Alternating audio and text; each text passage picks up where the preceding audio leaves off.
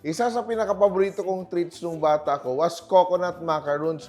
Today, gagawa tayo ng gooey and cheesy version. Cheesy macaroons. Let's start cooking. So, we will make our macarons. It's so easy to do.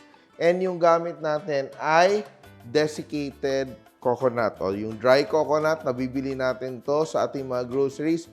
Or, kung wala ka, pwede kang gumamit ng coconut na yung pinagpigaan mo, no? Yan. So, I have here melted butter and 3/4 cup of sugar. Yan.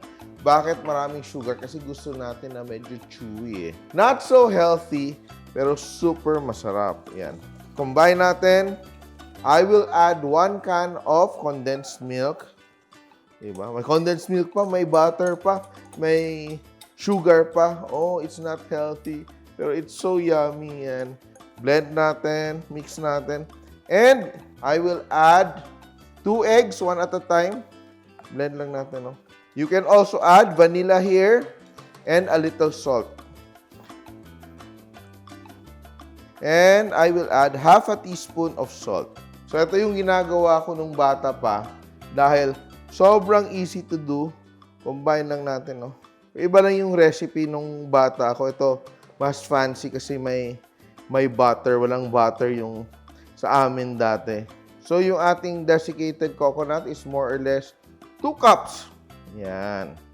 So, kung gagamit ka din ng sapal ng niyog, 2 cups din yung gagamitin mo. Yan. Ready. And meron akong mold which I already brushed with butter. And meron akong cheese dito, no? So, parang siyang puto kunwari. Pero ito siya. Sweet and salty. And we love sweet and salty. And it's so easy to do. Preheat your oven just using an ice cream scooper. Fill our pans. So you can do this. Pwede mong inegosyo, no? You sell it, put it in boxes. Give it away as gifts. Or eat it yourself. Pero ang suggestion ko, mahilig kayo mag-bake, pabigay mo na lang. Share the calories. Yan. So, ito, pwede mong ihanda para sa Noche Buena, Medianoche, pang potluck, di ba? Ito yung dalhin mo, gumawa ka ng 1,000 na ganito, hati-hatiin mo at i-freeze mo kasi this one freezes very well, no?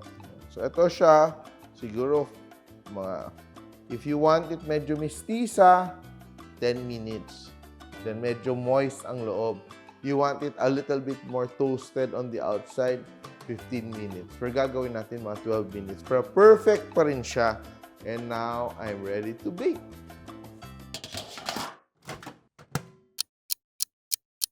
And it's done. Very nice. Ayan. Gusto ko yung medyo tostado sa sides. Sobrang init pa, pero sorry, hindi ako kapigil.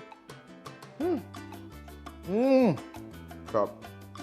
And alam mo yung gusto ko yung tostado na naging parang very like caramel and chewy. Then the cheese talaga yun ang dadala, di ba? Very sweet. And may konting salty. Ay, addictive. Delikado to. Sorry, Doc, ha? Pero, oh. So, try this recipe at home. Sobrang sarap. Sweet, chewy. Ang ating cheesy coconut macaroons. Simple!